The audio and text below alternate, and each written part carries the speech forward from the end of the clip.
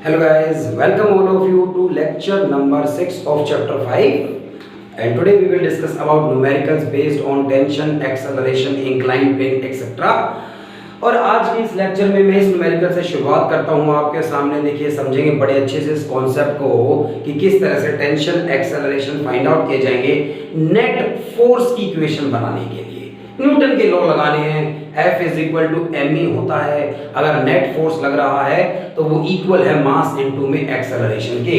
अगर इस क्वेश्चन में कहा गया है find tension in each string when system is at rest. भाई मान लीजिए हम एक लिफ्ट के अंदर हैं और लिफ्ट की छत से आपने सीलिंग से इस तरह से एक वायर को अटैच किया है। फिर उस वायर के दूसरे एंड पर, वायर का पहला एंड कहां पर है? वायर का पहला एंड कहां पर है? ए पॉइंट है। और वायर का दूसरा एंड कहां पर है? बी पॉइंट पर आ गया है। ये ब्लॉक है 5 kg का। उसके बाद इस दूसरी वायर की बात करूं, ये सी पॉइंट पर है। फिर इसका दूसरा एंड डी पॉइंट पर आ गया है। ये ब्लॉक है 2 kg का। उसके बाद ये वायर है ई पॉइंट पर और ये दूसरा एंड इसका एफ पॉइंट पर है। और ये तीसरा ब्लॉक है 3 kg मास है इसका। तो क्योंकि ये ब्लॉक्स अटैच किए गए हैं तो इनका वेट होगा, ग्रेविटेशनल फोर्स जो इन पर लग रहा है वही इनका वेट होता है। mg फॉर्मूला है इसका। इसका मतलब कुछ ऐसा कहा जा सकता था, हम ये कहें ये सबसे ऊपर एक वायर है तो इस वायर पर बात करी जाए, या सबसे पहले यहां स्टार्ट कीजिए आप। ये एक ब्लॉक है तो इस ब्लॉक का वेट होगा, इस ब्लॉक का वेट होगा। इस ब्लॉक का वेट कितना है? इसका मास 3 kg है तो इसका वेट हुआ m3g। इसका वेट हुआ m3g और g की वैल्यू 10 लेने के लिए कहा, 9.8 लेने के लिए कहा गया। तो 9.8 से इसे मल्टीप्लाई किया जाए तो 3 8 जा 24 और 3 9 जा 29.4 न्यूटन इसका वेट बना। 29.4 न्यूटन इसका वेट बना। जब ये वाला जो ब्लॉक है, इस पहले ब्लॉक को ध्यान से देखिए, m3 नाम दिया गया इसका, m3 मास है। तो ये सबसे नीचे जो ब्लॉक है, ये ब्लॉक अपने वेट के कारण, ड्यू टू इट्स वेट, एक फोर्स लगाएगा वर्टिकली डाउनवर्ड। वेट हमेशा वर्टिकली डाउनवर्ड होगा। तो अपोजिट डायरेक्शन में इस पर एक टेंशन लगने वाली है, मैंने इसे T3 टेंशन नाम दिया है। यही टेंशन ऊपर वाले ब्लॉक को नीचे खींचना चाहती होगी भाई, यही टेंशन ऊपर वाले ब्लॉक को नीचे की तरफ खींचना चाहती होगी। और इस ब्लॉक का वेट भी होगा, तो इस ब्लॉक का भी वेट होगा भाई कुछ ना कुछ। तो ये टेंशन है प्लस इसका अपना वेट भी है, इस ब्लॉक का वेट भी होगा। और इस ब्लॉक का वेट जो होगा वो भी एक और एरो से मैंने दिखा दिया, डाउनवर्ड होगा। और ये होगा 2 किलो का है, ये 9.8 से मल्टीप्लाई करूं 19.6 न्यूटन इसका वेट हो गया है। तो ध्यान दीजिएगा, अगर मैं इस वाली रोप की बात करूं जो सबसे नीचे M3 और M2 ब्लॉक के बीच में जो रोप है, उसके अंदर टेंशन सिर्फ और सिर्फ T3 टेंशन है भाई। क्योंकि इस ब्लॉक का कुछ वेट है, वर्टिकली डाउनवर्ड इसका वेट है 29.4 आया जो कि, और ऊपर की तरफ एक फोर्स। अगर थोड़ी सी भीड़ को कम करने के लिए मैं फाइनल कैलकुलेशन बाद में कर दूंगा, इसलिए मैं इस तरह से यहाँ पर डिनोट कर देता हूँ, वेट को रहने देता हूँ, ऐसे लिख देता हूँ सिर्फ कि इस वाले ब्लॉक का m3 मास है। तो m3 मास और g से मल्टीप्लाई कर दूं, ये इसका वेट बन गया। ये अपने वेट से इतना डाउनवर्ड फोर्स लगाएगा। तो इस रस्सी में जो E पॉइंट पर F पॉइंट पर बांधी गई है, अपोजिट में टेंशन लगाएगी रस्सी। ब्लॉक नीचे खींचना चाहता है इस स्ट्रिंग को, तो स्ट्रिंग अपोजिट में क्या लगाएगी? टेंशन फोर्स लगाएगी। फिर ये रस्सी दूसरी तरफ यहाँ पर भी टाई है, मैंने कहा दोनों एंड पर टाई की गई है, खींचेगी, दोनों एंड्स को खींचेगी, तो ऊपर वाले को नीचे खींचेगी T3 टेंशन लगाकर। और इस ब्लॉक का अपना वेट भी है, इस ब्लॉक का अपना वेट भी है, मास इस ब्लॉक का 2 kg गिवन है, तो मैं M2G इसका एक वेट भी लिख देता हूं। यानी इस ब्लॉक पर, इस ऊपर वाली रस्सी पर दो फोर्स हो गए, एक तो T3 टेंशन लग रही है और प्लस एक M2G भी लग रहा है, इसका वेट भी लग रहा है। और बदल जवाब में ऊपर की तरफ इसने एक T2 टेंशन लगाई है भाई, तो जवाब में इसने ऊपर की तरफ एक T2 टेंशन लगाई है, इस रस्सी में T2 टेंशन लगी गई। यही T2 टेंशन ऊपर वाले ब्लॉक को, यही T2 टेंशन ऊपर वाले ब्लॉक को नीचे की तरफ खींचेगी, यानी T2 टेंशन लगाएगी। और मैं यहीं पर प्लस कर कर दिखा रहा हूं कि इस ब्लॉक का भी वेट है, इसका M1 मास है, तो M1G इसका वेट हो गया है। और जवाब में ऊपर एक टेंशन होगी, मैंने उसे T1 टेंशन नाम दिया। यानी सीधी सी बात, T1 टेंशन की बात करूं तो तीनों ब्लॉक का वेट है उस पर, T2 टेंशन की बात करूं दो ब्लॉक्स का वेट है उस पर। इस वाली रोप में बात करूं सिर्फ T3 टेंशन है और वो T3 टेंशन सिर्फ एक के वेट के कारण है, तो तीनों पे अलग अलग लोड है, इसलिए अलग अलग टेंशन की वैल्यू आएगी। आपको अगर इस तरह का ये सारा सिस्टम इस वक्त रेस्ट पर है, एक्सेलरेशन 0 है, कोई एक्सेलरेशन नहीं है, फर्स्ट केस ये T3 टेंशन ऊपर लग रही है, माइनस में अपोजिट में M3G था और is equal to mass into में एक्सेलरेशन, कोई एक्सेलरेशन इसमें नहीं है, अभी 0 के इक्वल रख दूं, यानी T3 टेंशन बराबर है M3G के, M3 मास 3 kg, G की वैल्यू 9.8 और 29.4 न्यूटन टेंशन की वैल्यू है। T3 टेंशन की वैल्यू कितनी है? T3 टेंशन की वैल्यू कितनी आई है? 29.4 आंसर आ गया है। क्यों?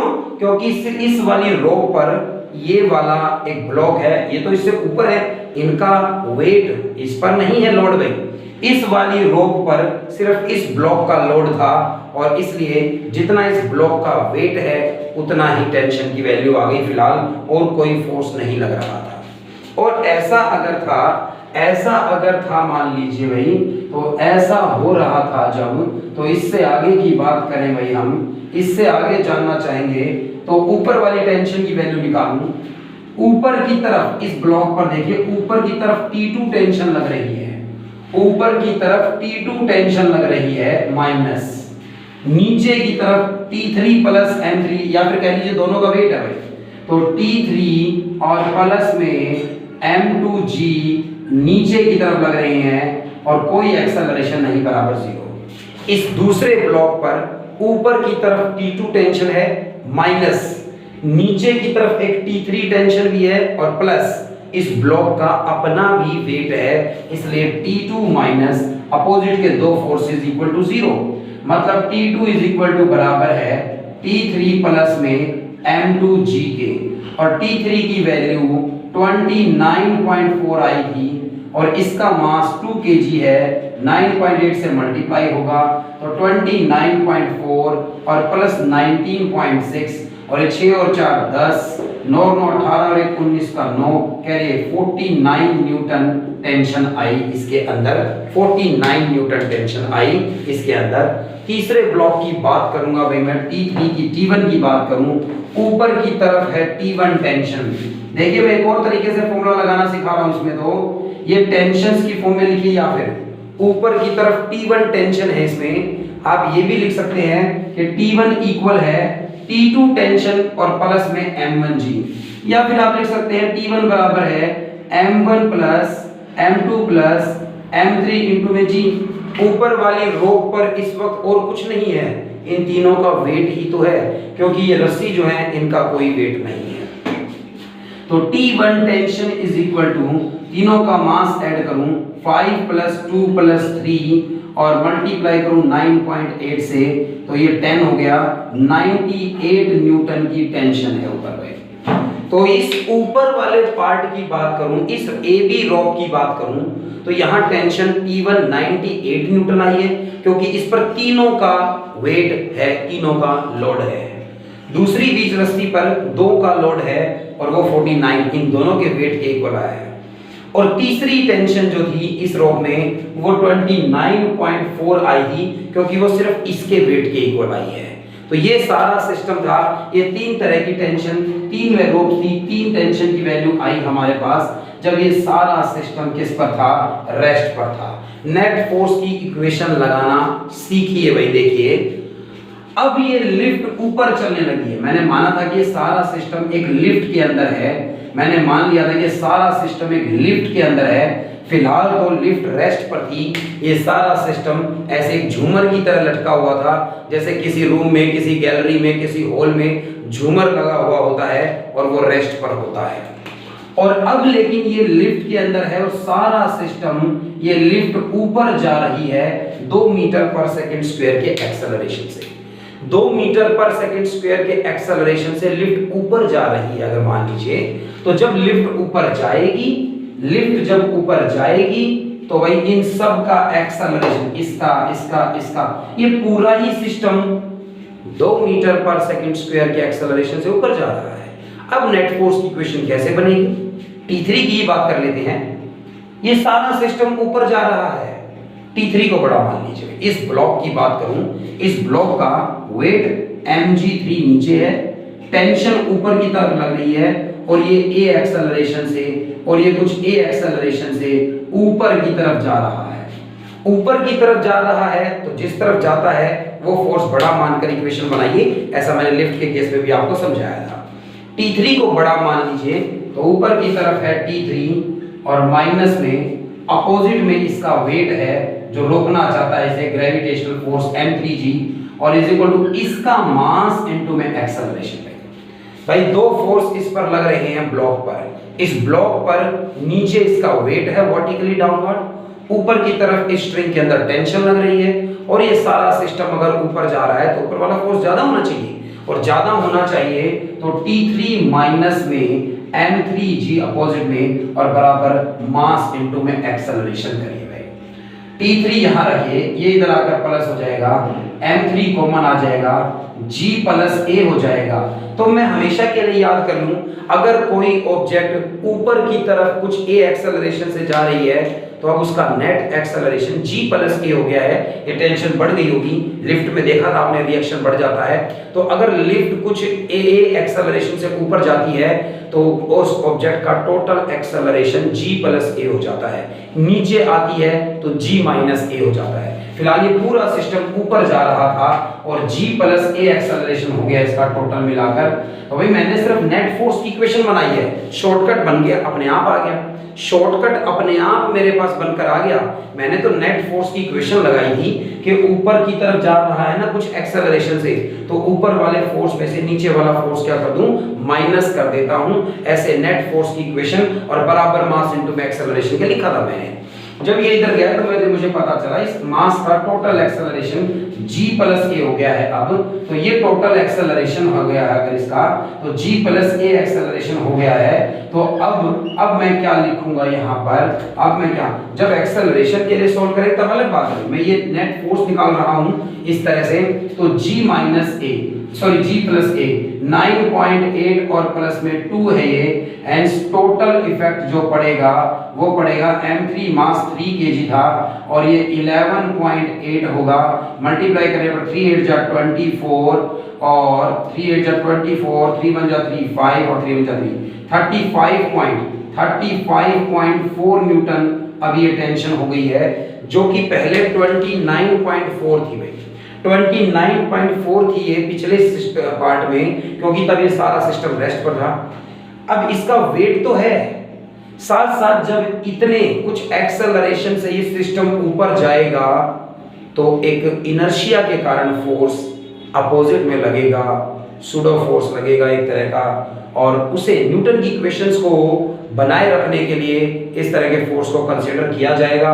और नेट आंसर आपका सोल्व कर आएगा कि जब ये पूरा सिस्टम ऊपर जा रहा है कुछ a एक्सेलरेशन से, तो टेंशन की वैल्यू ज्यादा हो गई है भाई, क्योंकि अब वो इसके वेट को भी बैलेंस कर रही है। और जब इस सिस्टम कुछ एक्सेलरेशन से आगे जाएगा तो जैसे बस में हमें पीछे की तरफ जर्क लगता है ना, ऐसे नीचे की तरफ एक जर्क लगने के कारण भी फोर्स लगेगा, इसलिए टेंशन की वैल्यू अब पहले से ज्यादा हो गई है। दूसरे केस की बात करें भाई, दूसरी टर्म में T2 टेंशन की वैल्यू बतानी है, तो दूसरे ब्लॉक के लिए बात करूं, ऊपर की तरफ T2 टेंशन लग रही है और T2 टेंशन माइनस, अपोजिट में क्या है, या तो आप T3 लिख लीजिए या इन दोनों का वेट लिख लीजिए भाई, M2 प्लस में M3 इंटू में G, ऐसे लिखूंगा मैं कि भाई T2 टेंशन ऊपर की तरफ लग रही है और इन दोनों के वेट को बैलेंस कर रही है और फिर भी एक नेट एक्सेलरेशन है, तो इन दोनों का मास इंटू एक्सेलरेशन, पूरे के लिए इक्वेशन लगा दी गई इस तरह से। तो पूरे के लिए इक्वेशन लगा दी गई है इस तरह से, और इस तरह की इक्वेशन लगाऊंगा कि T2 ऊपर की तरफ टेंशन है, अपोजिट में इन दोनों का वेट वो अपोज और बराबर इन दोनों का मास इंटू एक्सेलरेशन। तो T2 इज इक्वल टू, ये इधर जाकर प्लस होगा, M2 प्लस M3 कॉमन ले लो, और ऐसे केस में मैं ये कहूंगा G प्लस A एक्सेलरेशन हो गया है। तो भाई ये 2 kg का है, ये 3 kg का है, और G प्लस A 9.8 प्लस 2 11.8 लिखेंगे, 5 को मल्टीप्लाई करेंगे, 5 8 जा 40 और 5 1 जा 5 9 5 1 जा 59 न्यूटन हो गई है। इसकी वैल्यू अब पहले कितनी थी, 49 न्यूटन थी पहले इसकी वैल्यू। तो पहले ये वैल्यू 49 न्यूटन थी और अब इस तरह से हो गई है इस तरह से। तो ये बात आप सभी को बिल्कुल क्लियर है और क्लियर रहे। आप सभी को ये क्वेश्चन T1 टेंशन की वैल्यू बतानी है, ऊपर की तरफ T1 टेंशन और तीनों के वेट को बैलेंस कर रहा है M1 plus M2 plus M3 multiply में G। T1 टेंशन ऊपर की तरफ, तीनों के वेट को बैलेंस किया, is equal to mass into में एक्सेलरेशन, और भाई मास इनटू में एक्सेलरेशन करूं तो इन तीनों का mass M1 plus M2 plus M3 into में एक्सेलरेशन, और T1 tension is equal to M1 plus M2 plus M3 तीनों कॉमन और G प्लस A रहेगी बाहर, और भाई T1 इज इक्वल टू बराबर है अब मेरे पास यहाँ पर M1 प्लस M2 और इन तीनों का मास 10 हो गया, और G की वैल्यू 11.8 आ गई, 10 9.8 प्लस 2 और 118 न्यूटन अब टेंशन है, जो कि पहले 98 लग रही थी। तो अब कुछ एक्सेलरेशन जब ये पूरा सिस्टम ऊपर जा रहा है तो पहले के मुकाबले कुछ ज्यादा टेंशन आ रही है हर केस में, जो आपने देखा इस तरह से। इसको रब कर रहा हूं भाई, एक और क्वेश्चन की बात करते हैं। इस क्वेश्चन में मासलेस स्ट्रिंग मानी गई है, स्ट्रिंग्स का मास नहीं था, मास सिर्फ किसका कंसीडर किया गया था, ब्लॉक्स का। लेकिन किसी क्वेश्चन के अंदर आपको हो सकता है कहा जाए कि ये जो स्ट्रिंग्स यूज करी गई है, ये जो स्ट्रिंग यूज करी गई है इसका भी कुछ मास है। 1 मीटर की ये स्ट्रिंग थी भाई, इसकी लेंथ गिवन है 1 मीटर, और ये एक ब्लॉक इसके साथ 3 kg का लगाया गया है इस तरह से, 3 kg का ये ब्लॉक लगाया गया, फिर दोबारा 1 मीटर की एक रॉप है ये, उसके बाद फिर एक ब्लॉक लगाया गया है और इस ब्लॉक का मास 2 kg रखा गया है इस तरह से। और क्वेश्चन ने कहा अगर पूरा सिस्टम, भाई एक और बात है इसके अंदर कि रॉप, इस रस्सी का भी मास गिवन है, इस रस्सी का भी मास इस बार कंसीडर किया गया है, ये मासलेस नहीं मानी गई है, मतलब इतनी हल्की नहीं है ये रस्सी कि इसका मास क्या कर सके हम नेगलेक्ट कर सके, इसका भी कुछ मास है इनके कंपैरिजन में भाई। और इस रस्सी का पूरा मास नहीं गिवन भाई, ये 1 मीटर की लेंथ है इसकी, इसका टोटल मास नहीं गिवन, लेकिन हमें क्या गिवन है, लीनियर मास डेंसिटी भाई, लीनियर मास डेंसिटी मतलब मास कितना है रॉक का और डिवाइडेड बाई टोटल लेंथ कितनी थी, इसे लीनियर मास डेंसिटी कहते हैं, मास अपॉन में लेंथ को, और मास अपॉन में लेंथ को डेंसिटी कहते हैं एक तरह की 0.2 किलोग्राम पर मीटर। ये आपको क्या गिवन है, डेंसिटी गिवन है 0.2 kg पर मीटर, ये डेंसिटी गिवन है। यानी इस 1 मीटर की वायर का मास कितना होगा, मुझे ये डेंसिटी गिवन है कि पर यूनिट लेंथ का मास कितना है, तो डेंसिटी से मल्टीप्लाई करूंगा इसकी लेंथ को। भाई डेंसिटी बराबर है मास अपॉन में लेंथ के, hence mass is equal to बराबर होना चाहिए डेंसिटी इनटू में किसके, लेंथ के। तो लेंथ से मल्टीप्लाई करने पर मास पता चलेगा। डेंसिटी गिवन है ना भाई, जैसे डेंसिटी गिवन होती मास पर यूनिट वॉल्यूम वाली, यानी मास अपॉन वॉल्यूम वाली, तो वॉल्यूम से मल्टीप्लाई करने पर किसी का भी मास जाना जा सकता है। डेंसिटी को वॉल्यूम से मल्टीप्लाई करके उस ऑब्जेक्ट का मास जाना जा सकता है। ठीक इसी तरह से इस वायर की यूनिफॉर्म डेंसिटी गिवन है कि 1 मीटर की बात करूं तो 0.2 किलोग्राम उसका मास, 0.2 किलोग्राम पर मीटर। 1 मीटर की लेंथ का मास 0.2 मीटर है, तो 2 मीटर का कितना होगा, मल्टीप्लाई करूं इससे। 3 मीटर का कितना होगा, मल्टीप्लाई करूंगा इससे। आधा मीटर का कितना होगा, मल्टीप्लाई कर दूंगा इससे, इस तरह से। वैसे अगर इस 1 मीटर की बात करी जाए तो 1 मीटर को इससे मल्टीप्लाई करूंगा यानी 0.2 आ जाएगा। इस वाले ये A पॉइंट नाम दे देता हूं मैं इस तरह से, ये B पॉइंट नाम दे देता हूं यहां पर, ये C पॉइंट नाम दे देता हूं और ये D पॉइंट नाम दे दूं। तो इस पूरी AB वायर का जो मास होगा 1 से मल्टीप्लाई करूंगा तो 0.2 kg आ गया। इस CD का भी कम, ये 1 मीटर की गिवन है, इससे मल्टीप्लाई करूंगा तो यही आ जाएगा 0.2 किलोग्राम आ गया। इस तरह से मीटर से मीटर कट जाएगा मल्टीप्लाई करने पर। इस रोप का टोटल मास 0.2 kg है और इस रोप का भी टोटल मास 0.2 kg है। ये 3 किलो का ब्लॉक है, ये 2 किलो का ब्लॉक है। टेंशन बतानी है इसके अंदर जब ये पूरा सिस्टम 2 मीटर पर सेकंड स्क्वायर के एक्सेलरेशन से ऊपर जा रहा है। जब ये पूरा सिस्टम 2 मीटर पर सेकंड स्क्वायर के एक्सेलरेशन से, जब ये पूरा सिस्टम 2 मीटर पर सेकंड स्क्वायर के एक्सेलरेशन से ऊपर जा रहा है पूरा सिस्टम, तब मुझे टेंशन की वैल्यू बतानी है भाई। और कहां पर बतानी है tension, at mid point of the 2 wires. इस पॉइंट, ये यहां पर टेंशन कितनी होगी भाई, अगर ये मासलेस स्ट्रिंग होती, अगर ये स्ट्रिंग कैसी होती, मासलेस, फिर तो जो टेंशन इस एंड पर है वही टेंशन दूसरे एंड पर है। लेकिन अब आप ये देखेंगे, अगर सिर्फ इस पॉइंट की बात करी जाती तो रस्सी के इस पॉइंट पर, ये डी पॉइंट है जहां पर ये बांधा गया है, इस डी पॉइंट पर सिर्फ और सिर्फ ये जो ब्लॉक है इसका लोड होता है।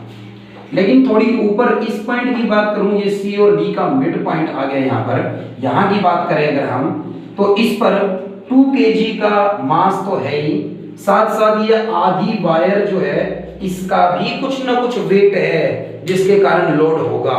तो आप ध्यान से ये समझिए इस बात को कि अगर मैं ये कहूं कि भाई ये 2 किलो का एक ब्लॉक है और ये इतनी ये पूरी 1 मीटर की है, ये पर पूरी 1 मीटर की रोप है यहाँ पर जिसका मास 0.2 kg है, तो आधी वायर का मास कितना हो जाएगा, 0.1 kg हो जाएगा।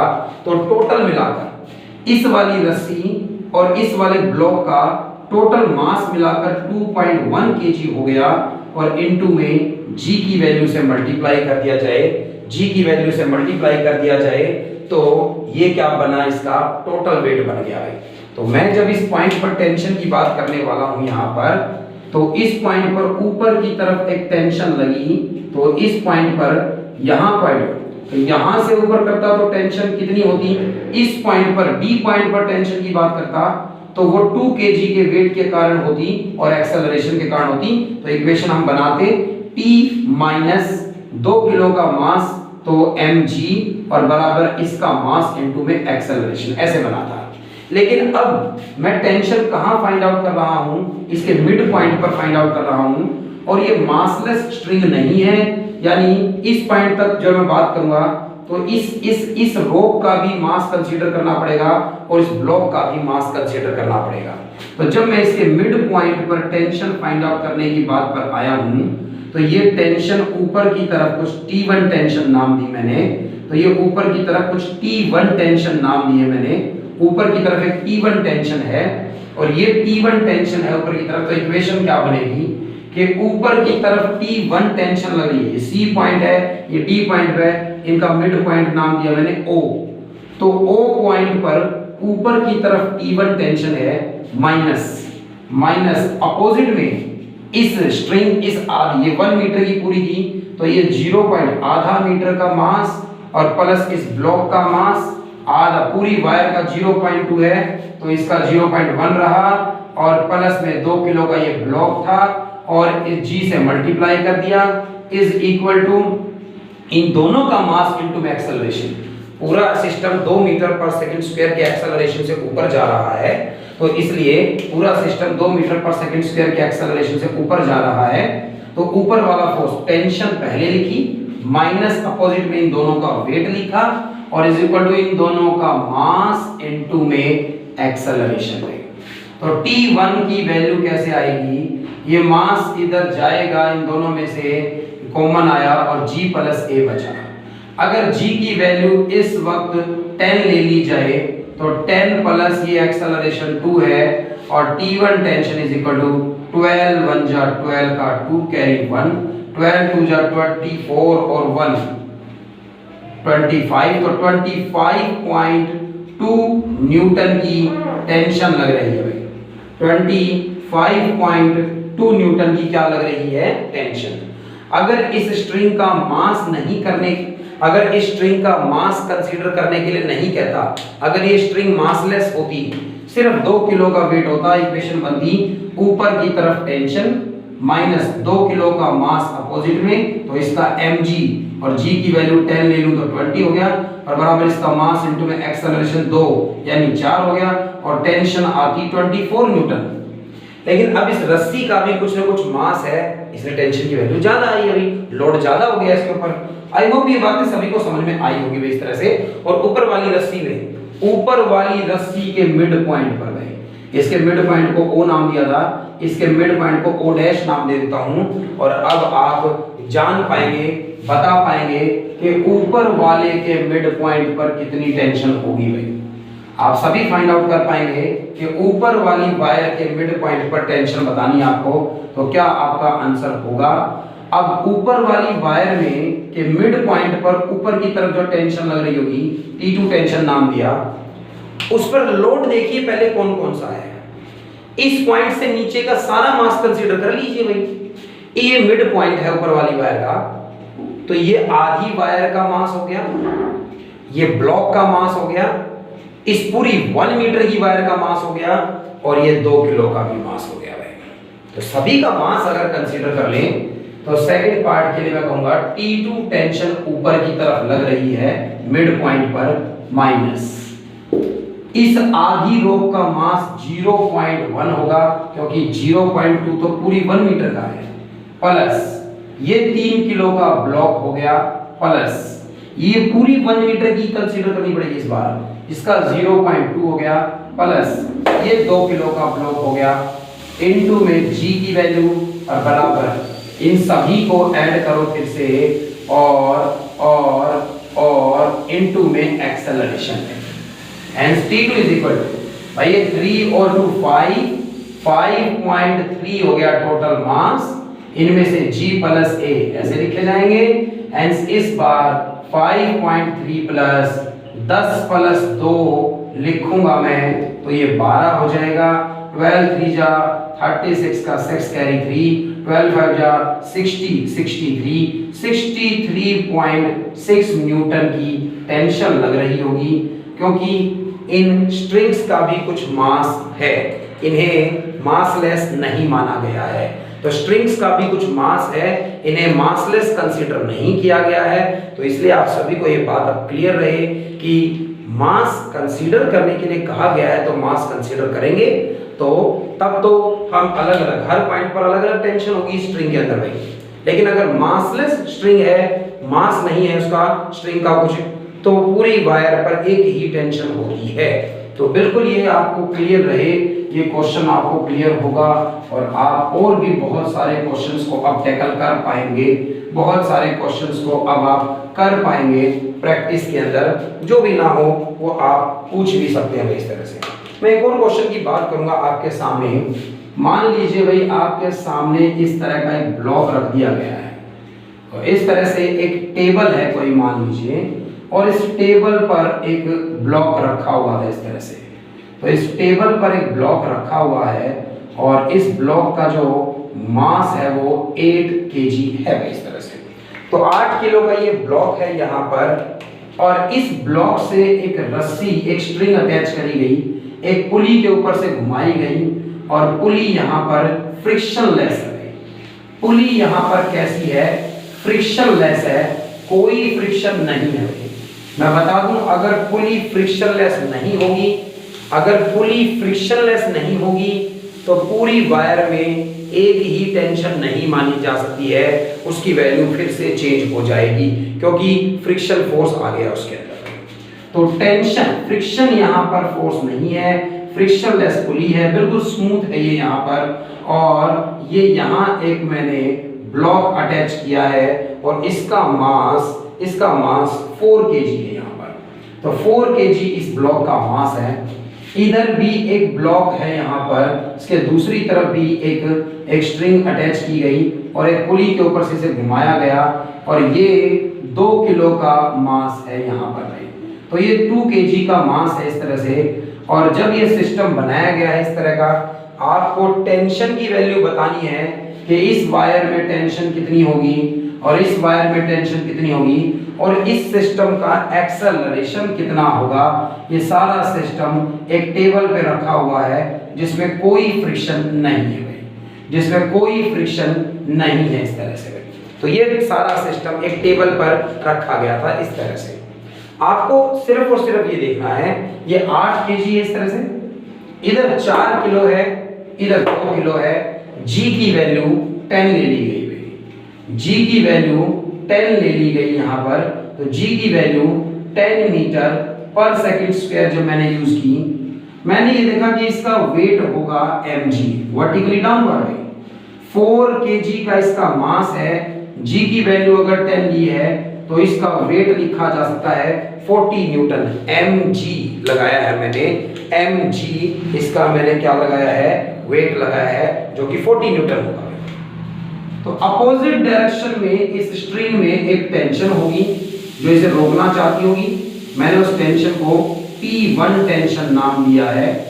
तो यही दूसरे एंड पर पहुंच जाइए आप इस तरह से, जहां पर इसे टाई किया गया है वहां जाकर ये उतनी ही टेंशन लगाएगी। इस ब्लॉक को खींचने के लिए कुछ T2 टेंशन लगाई गई इसने यहाँ पर, तो कुछ T2 टेंशन इस तरह से लगाई आपने भाई। दूसरे एंड पर यहां देखा जाए तो 2 किलो का ये ब्लॉक है, तो इसका अपना वेट हो गया है, इसका अपना वेट 20 न्यूटन हो गया है। G की वैल्यू से मल्टीप्लाई किया मैंने, और अपोजिट डायरेक्शन में एक टेंशन लगेगी, अपोजिट डायरेक्शन में एक टेंशन लगेगी क्योंकि वो रस्सी अलग है, ये अलग है। मैंने इसमें T2 टेंशन को, सॉरी ये T1 ही थी भाई, माफ कीजिएगा, ये T1 टेंशन थी यहाँ पर। 40 न्यूटन नीचे की तरफ लगा था, ऊपर की तरफ T1 टेंशन थी, और ये T1 टेंशन जाकर इसे खींचेगी इस तरह से, और यहाँ पर 20 न्यूटन इसका वेट है। अपोजिट में T2 टेंशन, वो रस्सी अलग थी T1, ये T2, यही T2 टेंशन इसको इस तरफ भी खींचेगी भाई इस बार, यही T2 टेंशन इसको इस डायरेक्शन में खींचेगी इस बार। इस पर 8 किलो वाले पर किसकी टेंशन ज्यादा है? T1 ज्यादा है या T2 ज्यादा है? उस पर डिपेंड करता है कि ये किस डायरेक्शन में जाएगा। वैसे मुझे दिख रहा था कि 40 न्यूटन का लग रहा है फोर्स और ये 20, तो ये ज्यादा लगा रहा है भाई। ये नीचे जाएगा कुछ a एक्सेलरेशन से, ये सिस्टम नीचे जाएगा कुछ a एक्सेलरेशन से जो कि फाइंड आउट करना है। ये आगे जाएगा इस डायरेक्शन में कुछ a एक्सेलरेशन से जो कि फाइंड आउट करना है, और ये ऊपर की तरफ जाएगा कुछ a एक्सेलरेशन से जो कि मुझे फाइंड आउट करना है। तो भाई ये a एक्सेलरेशन से अगर नीचे जाता है तो ये एक्सेलरेशन से इस तरफ आता है, और ये a एक्सेलरेशन से ऊपर की तरफ जाता है। ये सारा सिस्टम बन रहा होगा। मान लीजिए किसी क्वेश्चन में आपने अपोजिट मान लिया है कि रियलिटी में ये a एक्सेलरेशन से नीचे गया है, लेकिन आपने क्वेश्चन सॉल्व करते वक्त एक्सेलरेशन इसका ऊपर मान लिया है। कोई दिक्कत नहीं है भाई, आपका आंसर एक्सेलरेशन का लास्ट में नेगेटिव आ जाएगा। आपका आंसर एक्सेलरेशन का लास्ट में नेगेटिव आ जाएगा, जो ये शो करेगा कि जो डायरेक्शन आपने एज्यूम की है, एक्सेलरेशन उससे अपोजिट डायरेक्शन में है। मैग्नीट्यूड में कोई फर्क नहीं पड़ेगा, इक्वल आएगा। हाँ, एक्सेलरेशन नेगेटिव आ जाए, मतलब ये डायरेक्शन मैंने मानी है इधर की तरफ, अभी तो मुझे साफ दिख रहा था ये 20 ये 40, कुछ ऐसी सिचुएशन है जिसमें हम ना देख पा रहे हो, तो ये मैंने अगर मान लिया कि ये एक्सेलरेशन से नीचे जा रहा है, तो अगर मेरा आंसर नेगेटिव एक्सेलरेशन आ जाता है तो मतलब ये ऊपर जा रहा था, नीचे नहीं जा रहा था, तो आपको पता चल जाएगा सॉल्यूशन में, गलत नहीं आएगा कभी भी आपका इस तरह से। और अब जब इस तरह से आपने डायग्राम बना लिया, टेंशन्स को रिप्रेजेंट कर दिया, एक्सेलरेशन कुछ एज्यूम कर लिया है, तो बहुत आसान सी बात है भी आपको नेट फोर्स की इक्वेशन लगानी है। इसके लिए एक बार इक्वेशन लगाई जाए, कोई फॉर्मूले नहीं भाई, इक्वेशंस लगाइए। इसके केस में 40 न्यूटन नीचे लग रहा है, T1 टेंशन ऊपर लग रही है, और ये मेरा ब्लॉक ए एक्सेलरेशन से नीचे जा रहा है, तो भाई जिस तरफ जा रहा है ना मैं उसको बड़ा मानता हूँ। 40 नीचे लग रहा है, माइनस ऊपर की तरफ टेंशन T1 लग रही है, इसका मास 4 kg है, और इनटू में एक्सेलरेशन है। ये रही भाई इक्वेशन नंबर 1 रही भाई, मैं इसे इक्वेशन नंबर क्या नाम दूंगा 1 भाई, और कुछ नहीं कर सकते इसके अंदर भाई। 40 न्यूटन वेट नीचे था, माइनस अपोजिट में टेंशन थी, इसका मास इनटू में इसका एक्सेलरेशन, इसके ऊपर लगने वाले दो फोर्स देखे ना भाई, ये ब्लॉक था, इसको अलग से बना दिया जाए इस ब्लॉक को इस तरह से, इसे कहते हैं फ्री बॉडी डायग्राम भाई। ये देखना कि कौन कौन से फोर्स हैं, तो इस ब्लॉक को एक पॉइंट की तरह दिखाइए, और फिर ये दिखाइए कि इस जगह पर एक टेंशन ऊपर की तरफ थी और एक इसका फोर्स mg यानी 40 न्यूटन नीचे था, तो ये फोर्स को देखना भाई, ऐसे फोर्स को रीड करना, इसे कहते हैं FBD। FBD का मतलब फ्री बॉडी डायग्राम है, तो फ्री बॉडी डायग्राम कहते हैं इसे, ऐसे अलग से रिप्रेजेंट करा जाए तो इस सिस्टम से हटकर फ्री बॉडी डायग्राम देखा जाए। तो इसका फ्री बॉडी डायग्राम बता रहा है कि 40 न्यूटन नीचे लग रहा था, ऊपर की तरफ टेंशन थी, और ये सिस्टम कुछ ए एक्सेलरेशन से जा रहा था, तो सारी चीजें इसके बारे में देखिए बस। 40 न्यूटन इस पे नीचे, माइनस ऊपर इसकी टेंशन, और इसका मास इनटू इसका एक्सेलरेशन कर दीजिए भैया इस तरह से। इसका फ्री बॉडी डायग्राम देखते हैं भाई। अगर इसका फ्री बॉडी डायग्राम देखा जाए तो इसका फ्री बॉडी डायग्राम क्या बनता है कि इसे पॉइंट की तरह डिनोट करूं, इस पर एक टेंशन T1 इधर लग रही है, इस पर एक टेंशन T2 इधर लग रही है, और ये कुछ ए एक्सेलरेशन से इस तरफ जाएगा भाई, ए एक्सेलरेशन से इस तरफ जाएगा। ये इसका फ्री बॉडी डायग्राम है, अलग से रफ में देख सकते हैं आप, ये यहां भी बना सकते हैं इस डायग्राम के साथ में। तो मैंने इसको देखकर कहा कि इस पर T1 टेंशन इधर लग रही है, माइनस T2 टेंशन अपोजिट में लग रही है, और इसका मास इनटू में एक्सेलरेशन, इक्वेशन नंबर 2 बन गई भाई इस तरह से। इक्वेशन नंबर 2 बन गई। वैसे तो ये क्वेश्चन 2 इक्वेशन से भी हो जाएगा, क्योंकि 2 ही तो वेरिएबल है, T1 3 वेरिएबल है, सॉरी एक और इक्वेशन बनाइए, T1 T2 और एक्सेलरेशन 3 वेरिएबल है, इसके लिए भी बनाइए। इसका फ्री बॉडी डायग्राम क्या होगा, ये ब्लॉक ऊपर की तरफ, इस पर T2 टेंशन लग रही है, अपोजिट में इसका वेट है 20 न्यूटन, और ये ए एक्सेलरेशन से ऊपर जा रहा है, ऊपर जा रहा है, तो T2 टेंशन माइनस अपोजिट में 20 न्यूटन, और इज इक्वल टू इस ब्लॉक का मास इनटू में एक्सेलरेशन में, और ये इक्वेशन नंबर 3 बनी भाई। 3 इक्वेशन और 3 वेरिएबल, किसी बच्चे को सोल्व करने में दिक्कत नहीं आएगी, इतना मैथ्स सबका अच्छा होगा। मैंने कॉन्सेप्ट क्वेश्चन का समझा दिया है, सोल्व कर सकते हैं भाई। आप एक इक्वेशन, अगर आप फिर भी आप कहें या प्रॉब्लम आए, तो मैं फर्स्ट इक्वेशन और थर्ड इक्वेशन को क्या कर देता हूं भाई, ऐड कर देता हूं। फर्स्ट इक्वेशन और थर्ड इक्वेशन को मैं ऐड कर दूं, या फिर सब्स्टिट्यूशन करिए, फर्स्ट इक्वेशन से T1 की वैल्यू, सेकंड इक्वेशन से T2, थर्ड इक्वेशन से T2 की वैल्यू, और ले जाकर सेकंड में पुट कर दिया, कैसे भी कर लीजिए। फर्स्ट और थर्ड को सोल्व कर रहा हूं भाई, यहां पर T2 है, ऐड कर दिया मैंने, और ये माइनस का T1 है यहाँ पर, ये प्लस का 40, ये माइनस का 20, प्लस का 20 बचेगा, इधर 4a इधर 6a ऐड, 4a और 2a ऐड कर 6a बनेगा। यहां से मेरे पास T2 minus T1 is equal to, एक इक्वेशन बन गई है 20 प्लस में 6a की वही, तो इक्वेशन नंबर 4 नाम दिया मैंने इसको। सेकंड में भी T1 T2 है, फर्स्ट में भी T1 T2 है भाई, तो इसकी वैल्यू यहां से T1 minus T2 minus common कर दूं इस इक्वेशन में, फोर्थ नाम देने की बजाय माइनस कॉमन कर दूं, तो यहां पर माइनस का 20 होगा और माइनस का 6a बन जाएगा। तो t1 माइनस t2 की वैल्यू इसके भी इक्वल है, और सेकंड इक्वेशन से t1 माइनस t2 8a की भी इक्वल है। दोनों इक्वेशंस को अगर इक्वेट कर दिया जाए, दोनों इक्वेशंस को अगर इक्वेट कर दिया जाए, तो माइनस का 20 माइनस का 6a और इज इक्वल टू रख दिया जाए 8a के इक्वल, तो ये माइनस का 20 इज इक्वल टू माइनस का 20, ये इधर अगर प्लस हो जाएगा 14a हो जाएगा। हेंस एक्सेलरेशन इसका जो आया है, एक्सेलरेशन जो इसका है, कुछ गड़बड़ कर दी है मैंने माइनस साइन में। मैंने यहाँ इक्वेशन बनाई t2 minus 20 is equal to 2a, और मैंने इसको सॉल्व किया था, तो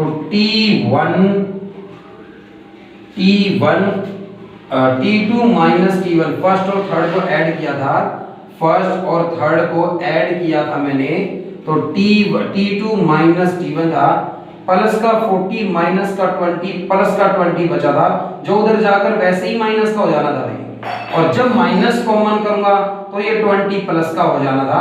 तो ये गड़बड़ हो गई थी, और इस गड़बड़ को मैं ठीक कर रहा हूँ कि ये प्लस का 20 है यहाँ पर भाई। मुझे कैसे पता चला कि मैंने गलती करी है भाई? क्योंकि इस वक्त साफ दिखाई दे रहा है ये ब्लॉक बड़ा है, ये छोटा है। मैंने एक्सेलरेशन की डायरेक्शन सही मानी है, और मेरा एक्सेलरेशन यहाँ नेगेटिव आ रहा था, इसलिए मेरा ध्यान चला गया इस बात पर कि कुछ गलती मैंने करी है। तो एक्सेलरेशन ये 20 इधर प्लस का है, 6a इधर जाकर कैसा हो गया, प्लस का 14a हो गया। तो एक्सेलरेशन 20/14 है, एक्सेलरेशन 10/7 है, और एक्सेलरेशन 7 1 जा 7 7 4 जा 28 समथिंग मीटर पर सेकंड स्क्वायर का एक्सेलरेशन। इतने एक्सेलरेशन से ये ब्लॉक नीचे जाएगा, ये आगे जाएगा, ये ब्लॉक ऊपर जाएगा। आप एक्सेलरेशन की वैल्यू किसी एक इक्वेशन में रखिए, यहाँ फर्स्ट इक्वेशन में रखेंगे a की वैल्यू, t1 टेंशन की वैल्यू आएगी आपके पास, t1 की और एक्सेलरेशन की वैल्यू किसी भी, या फिर यहाँ एक्सेलरेशन की वैल्यू रखकर t2, आप सॉल्व कर पाएंगे इस इक्वेशंस को। इसमें तो आपके लिए कोई भी समस्या नहीं है भाई इस तरह से। तो ये क्वेश्चन भी आपको बिल्कुल क्लियर रहे भाई, टेंशंस फाइंड आउट करना, नेट फोर्स की इक्वेशन बनाना, ये सारी चीजें आपको क्लियर रहेगी कि किस तरह से टेंशंस फाइंड आउट करनी है।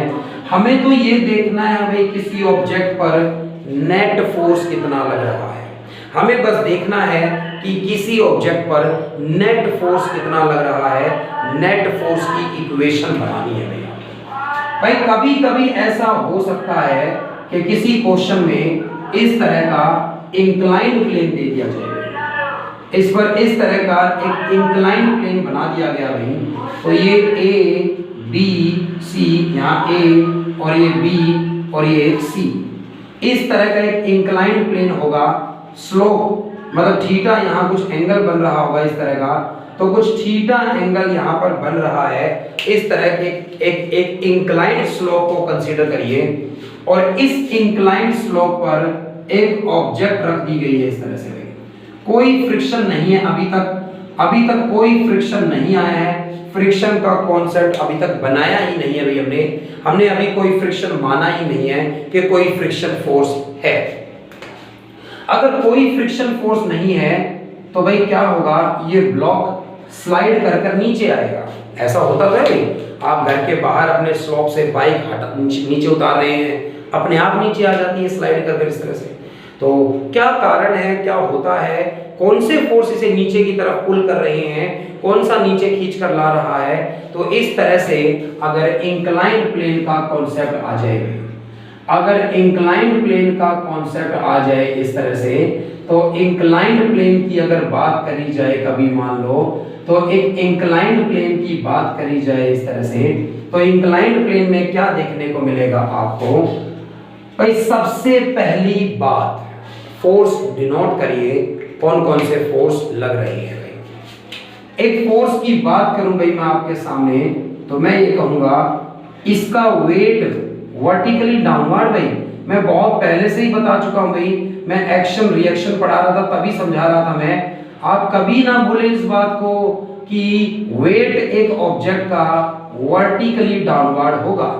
mg हमेशा कैसे भी सरफेस पर रख दीजिए, किसी भी हाइट पर कहीं पर भी रख दीजिए, वेट हमेशा वर्टिकली डाउनवर्ड है, क्योंकि वेट कुछ और नहीं ग्रेविटेशनल फोर्स है। और हमारी अर्थ जो है वो हमारी बॉडी को या किसी भी ऑब्जेक्ट को अपने सेंटर की तरफ अट्रैक्ट कर रही है। वेट हमेशा जहां आप खड़े हैं धरती आपको अपने सेंटर की तरफ अट्रैक्ट कर रही है, इसलिए हम वहां वेट हमेशा वर्टिकली डाउनवर्ड ही दिखाएंगे।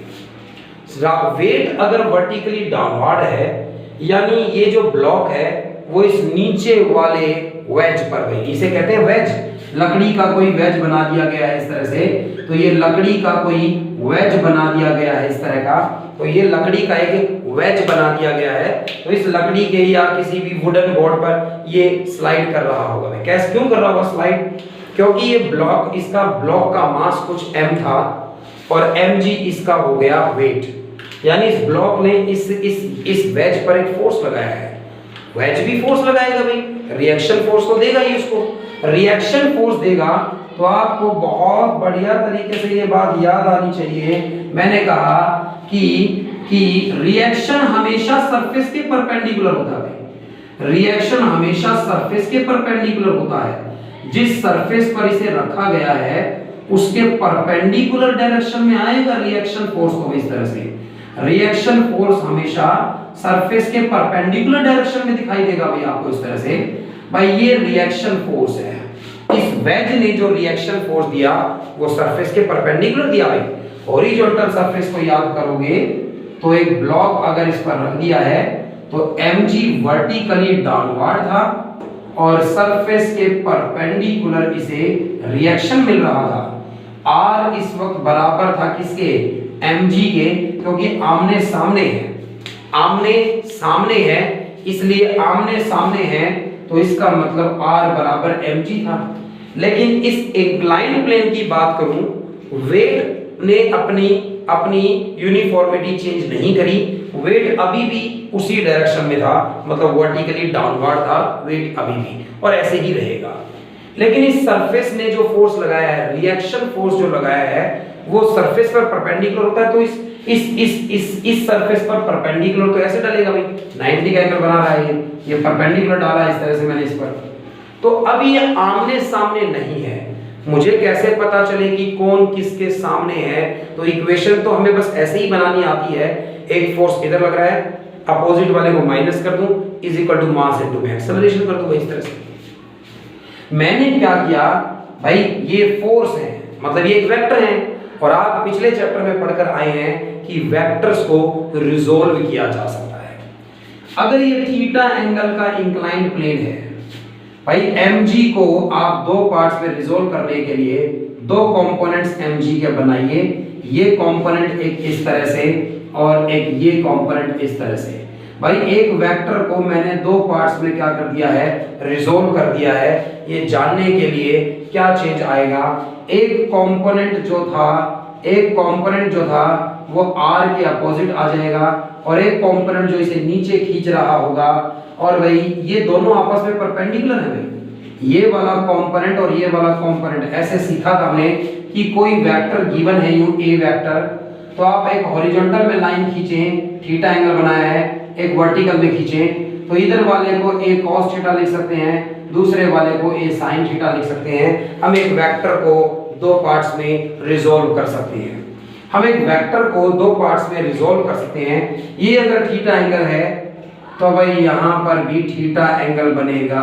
याद कर लीजिए इन कॉन्सेप्ट्स को, किसी खास रीजन की जरूरत है नहीं, लेकिन वैसे मैं बता भी दूंगा आपको, कोई खास बात नहीं इसके अंदर।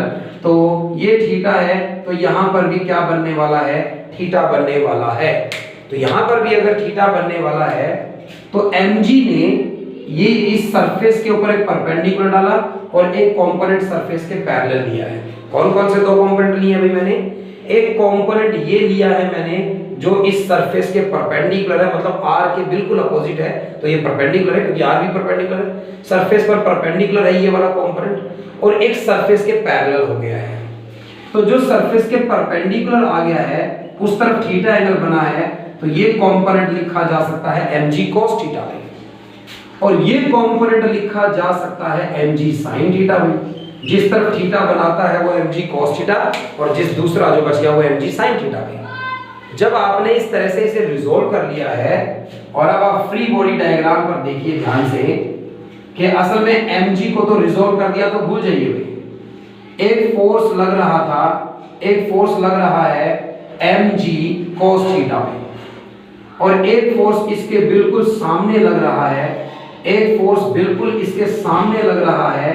फ्री बॉडी डायग्राम पर देखूं तो एक इसके बिल्कुल सामने लग रहा है R रिएक्शन और एक इस डायरेक्शन में लग रहा है, एक इस डायरेक्शन में लग रहा है mg cos theta sin theta sorry, एक इस डायरेक्शन में लग रहा है mg sin थीटा। ये तीन फोर्स है इसके ऊपर, ये तीन फोर्स है बस सिर्फ और सिर्फ R और mg cos थीटा आमने सामने आ गए हैं। ध्यान दीजिएगा ये ब्लॉक ना तो R की डायरेक्शन में जाएगा ना ही ये ब्लॉक mg cos थीटा की डायरेक्शन में जाएगा, यानी R और mg cos थीटा बिल्कुल आमने सामने थे और ये बराबर भी हो गए हैं R is equal to mg cos theta. एक इक्वेशन नंबर 1 पर पहली इक्वेशन के R ने mg cos थीटा को बैलेंस कर लिया है तो R mg cos थीटा के इक्वल है इस केस में। और भाई ये अब थोड़ी देर के लिए भाई मैं डायग्राम में बदलाव कर दूं ना तो आप mg की तरफ तो देखिए ही मत, क्योंकि mg को तो दो पार्ट्स में रिजोल्व किया जा चुका है, mg को तो दो पार्ट्स में रिजोल्व किया जा चुका है। तो ये फोर्सेस हैं, तो ये mg cos थीटा इधर था, R ने इसे बैलेंस किया, mg sin थीटा इस ब्लॉक को नीचे की तरफ खींच रहा है। इस ब्लॉक के वेट का ही एक कंपोनेंट ऐसा है जो ब्लॉक को नीचे की तरफ पुल कर रहा है। तो भाई mg sin थीटा है जो नीचे की तरफ खींच रहा है, इसको माइनस करूं, अपोजिट में कोई फोर्स है ही नहीं भाई, अपोजिट में कोई फोर्स है ही नहीं, तो यही नेट फोर्स लग रहा है और बराबर मास इनटू में एक्सेलरेशन के। इस ब्लॉक का मास और इनटू में ये कुछ a एक्सेलरेशन से नीचे आएगा, स्लाइड कर कर नीचे आएगा, स्पीड बढ़ती जाएगी इसकी, मतलब एक्सेलरेशन होगा। तो mg sin थीटा है जो नीचे खींच के ला रहा है इसको और a एक्सेलरेशन से ये नीचे आएगा, तो mg sin theta minus ma, मास से मास कट जाए तो कितने एक्सेलरेशन से ये नीचे आएगा, g sin थीटा के एक्सेलरेशन से नीचे आएगा, यानी मास पर तो डिपेंड ही नहीं कर रहा, कैसी भी ऑब्जेक्ट हो गई, मतलब मास अगर एक ऑब्जेक्ट नीचे स्लाइड कर कर आ रही है तो मास उसका कुछ भी रहा हो, एक्सेलरेशन g sin थीटा होगा। अगर फ्रिक्शन फोर्स होता भाई, if there were a friction, भाई मैं एडिशनल लिखवा रहा हूं, हालांकि फ्रिक्शन के पूरे कॉन्सेप्ट को आज हम समझेंगे आज की क्लास में। If there is a friction force, if there is a friction force, अगर फ्रिक्शन फोर्स होता भाई, यहां पर ध्यान से समझिएगा, अगर फ्रिक्शन फोर्स भी होता इस केस में, तो अगर इस केस में फ्रिक्शन भी होता, फ्रिक्शन किस तरह से होता भाई मैं आपको बता दूं फ्रिक्शन कैसे होता। mg sin थीटा फोर्स नीचे खींचना चाहता है ब्लॉक को और इस ब्लॉक के बीच में और इस सरफेस के बीच में अपोजिट डायरेक्शन में एक फोर्स लगता है, अपोजिट डायरेक्शन में एक फोर्स लगता जो इसके नीचे स्लाइड करने से रोकना चाहता। हर बार हर एक ऑब्जेक्ट स्लाइड नहीं कर जाती भाई, अगर फ्रिक्शन फोर्स ज्यादा होगा किससे, mg sin थीटा दे, ये ब्लॉक नीचे नहीं आएगा भाई। mg sin थीटा अगर ज्यादा है फ्रिक्शन से तो ये ब्लॉक नीचे आएगा। अगर फ्रिक्शन भी होता तो इक्वेशन क्या बनती, mg sin थीटा नीचे खींचना चाहता है माइनस अपोजिट में फ्रिक्शन इसे रोकना चाहता है, और अगर mg बड़ा है, mg sin थीटा अगर बड़ा है तो नीचे आएगा ये और मास इनटू में एक्सेलरेशन होगी। इक्वेशंस बनानी आनी चाहिए भाई आपको, सब कुछ क्लियर है, बाकी आपके लिए कोई ऐसी मुश्किल बातें नहीं आई हैं ये अभी तक इसके अंदर। तो आई होप इंक्लाइंड प्लेन का क्वेश्चन आएगा तो आपको फोर्सेस रिजोल्व करने आएंगे कि भाई सबसे पहले आप mg को दिखाएंगे, सरफेस के परपेंडिकुलर रिएक्शन को दिखाएंगे, उसके बाद mg cos थीटा को और mg sin थीटा में से रिजोल्व करेंगे।